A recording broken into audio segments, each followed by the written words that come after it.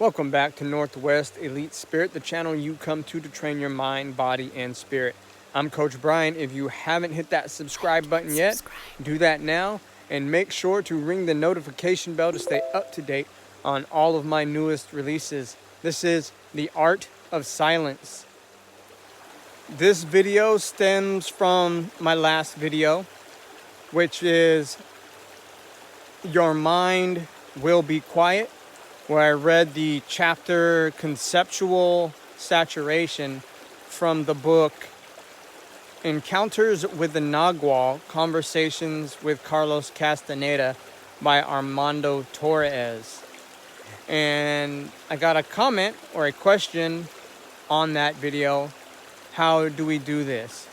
And Carlos goes into how we do this. There's 3 things it takes to silence the mind. So the first suggestion for quieting the mind is recapitulation, and that's when you go into the past, into past memories, placing yourself there, seeing what you saw, hearing what you heard, feeling what you felt.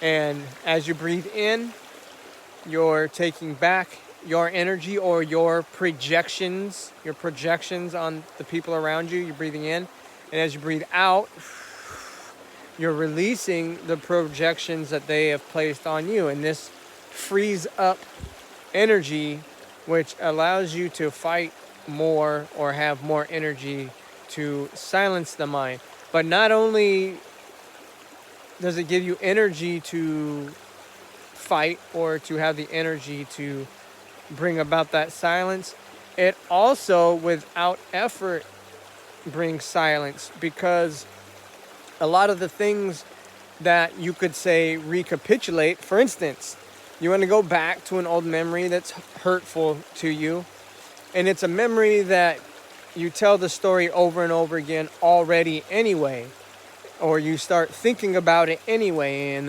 everything that went on is going on in your head anyway. So as that's happening, you're remembering, you're putting yourself back in the scene, and you're gathering all your projections and releasing all their projections. And what this does is this removes you from that old story that you've told for so long, that old energy that's been attached to you for so long, and it relieves the mind of having to go over it or needing to go over it again and again.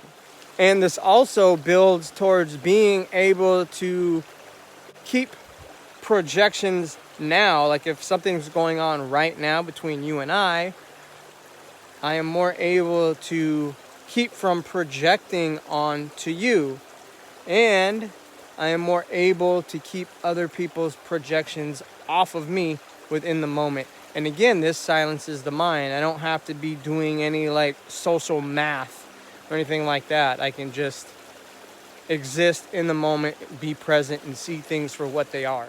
Another thing Carlos and sorcerers like Don Juan suggest is removing yourself from social contracts. We tie ourselves up into these social contracts and they get in the way. And again, we end up, all that chatter in our mind is like doing social math, keeping score, keeping tally, strategizing towards what you're going to do the next time you're subjected to this person or this situation. This is a harder one to do because we are social animals, and we get uneasy when we begin to test the boundaries of what's possible for us personally. And not only do we get uncomfortable, but when the people around us see us start trying to break out of the box that we're in, they can react with hostility, manipulation, aggression, emotional blackmail, all these things.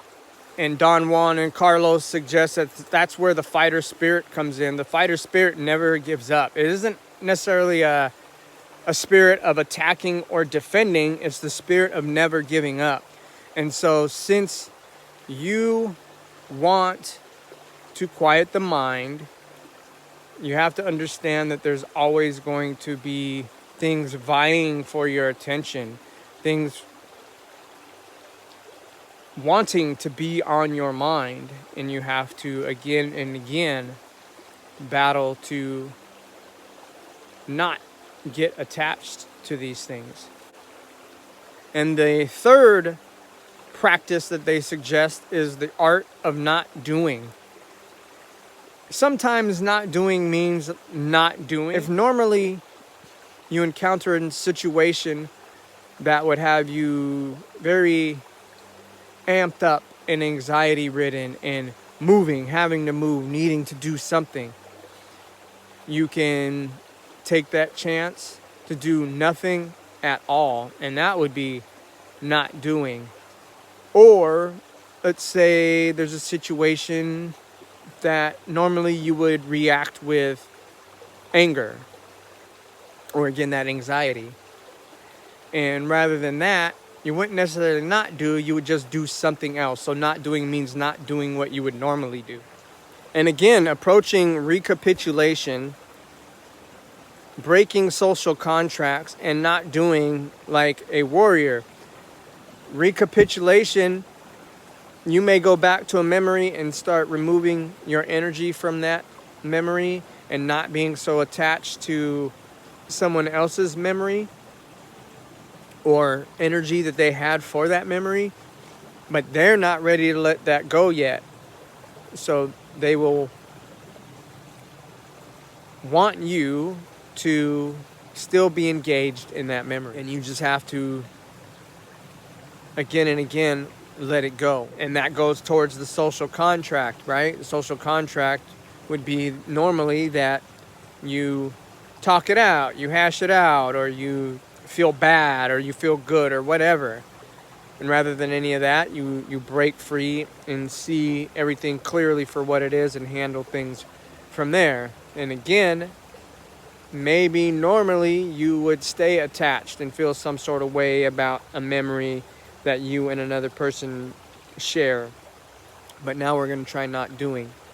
And we're going to, though this may upset some people, though this may upset our own ego, we're not going to do what we always do, which is to stay tangled up in that memory. So what happens when the mind goes silent? And I think in a way, and I'm only learning this lately, having read Armando Torres' book, that we mistake silencing the mind for some sort of auditory thing. Whereas we can have the voice in our head, it can be going, but if we are still on the inside, we can just observe that voice objectively and watch its patterns and even laugh at ourselves. We begin to notice the patterns that we've been stuck in. Another thing I've noticed since I've been practicing the lessons of Don Juan is I'm more able to perceive my patterns, my own patterns. I'm not distracted by all this other stuff. And I have more energy to pay attention to myself and see these patterns that come up. And having the energy and not feeling bad about the patterns, I can laugh and approach it with a sense of humor. I've also been more keen on other people's patterns, picking up on them more readily. And I think that has to do with recapitulation as well, in that when you go back and you analyze these memories, you are reliving the situations, and so you're seeing what people do. Oh, so-and-so does that in this situation, and it's every time, and that's not necessarily a subjective point of view, because even my own things, I'm like, oh, I do that every time I'm in that situation, or I did that every time I'm in that situation. So you just notice your own patterns and the patterns of others. Since beginning practicing recapitulation, my memory has grown quite a bit. it's been easier for me to remember not only short-term things, but long-term things as well. And then that has revealed to me my own personal patterns and the patterns I notice in other people. And again, that all plays into now. So I can recognize if I'm falling in this moment into a pattern that's been lifelong, or if I'm in a situation with someone, I can notice if they are falling into a pattern. And then again, having a practice my memory, knowing where these patterns lead. Breaking social contracts has been great for making deals, actually. So when people get together to make a deal, to make something happen, a lot of times we want to be liked or to be nice, and that is at the cost of getting what we want, or most importantly need, out of the situation. And we can end up shortchanging ourselves in order to feel liked or to feel nice or to just make everybody around us feel better. And when you start breaking social contracts, in my experience, you start asking for what you know you're worth more often. And that's not just monetarily. That is even in, a situation where you're just hanging out with somebody. You're more willing to speak up, or at least I am, about what I want. I'm not afraid of hurting their feelings, or them not wanting to do something with me or whatever. And the not doing. So one of the practices of not doing is to take your vision and make it a lesser sensory function. So right now, my eyes, and maybe your eyes, are your primary sensory function. But if I can relax my vision and begin to hear,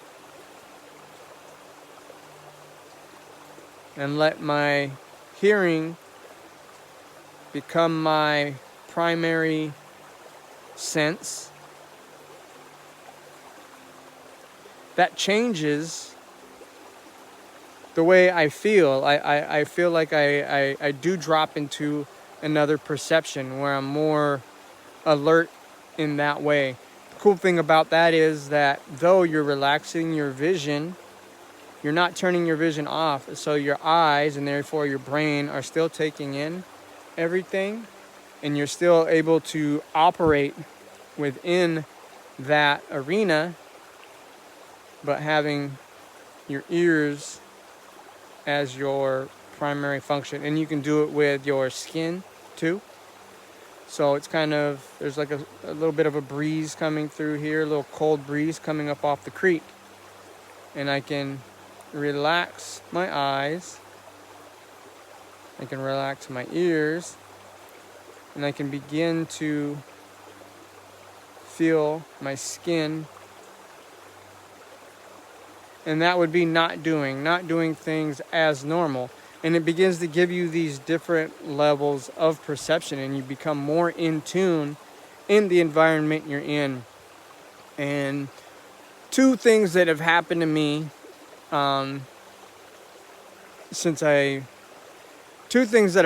recently practicing this. One is I was washing dishes, and the pad scraping against the utensil was like very intense and very loud and almost overwhelming for a moment, until I relaxed down into it. There's been times recently too where, like, if you're around a lot of people and they're all talking and you start this practice or slip into hearing, overseeing, that can be overwhelming as well. You may notice too that time dilation that they talk about in like flow state, or in unordinary perception or unordinary reality. For instance, I was driving a couple days ago, and you know when you slip into that zone where you end up where you're going, but you don't really recall getting there. You like lose time. You get into like a zone, and you zone out, and your body moves, and it's probably a path you've taken 1,000 times, and so you know the way, and just on automatic, and before you know it, you're wherever you're going. Well, lately I fall into that zone, but instead of being removed from the scene or removed from perception, I'm deep in it and highly keen on all the sounds, all the sights, all the feelings. You know, you're holding the steering wheel and the tires are bumping on the road and the wind's up against the side of the van, and even the smells. So those are some things to expect when you start silencing your mind. It'll have more energy to focus on other things. The three practices that will get you to silence are recapitulation, breaking social contracts, and not doing. You have to remember that it's a constant fight. You're always going to be having to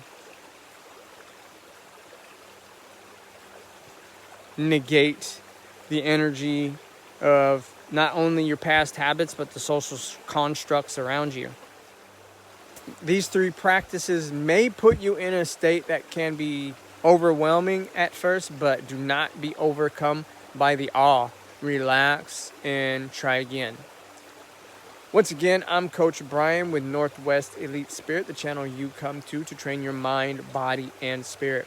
If you haven't hit that subscribe button yet, do that now, and make sure to ring the notification bell to stay up to date on all of my newest releases. If you found this video helpful or interesting, give it a like and comment your thoughts below. Share with like-minded individuals, and most importantly, practice. Thank you. A major part of breaking social contracts is to stop telling people the things that you do or the things that you did. It begins to build a framework around you for people to hold you to, and you can't change your mind or try something new without them investing a lot of energy into it and trying very hard to hold you to your old framework.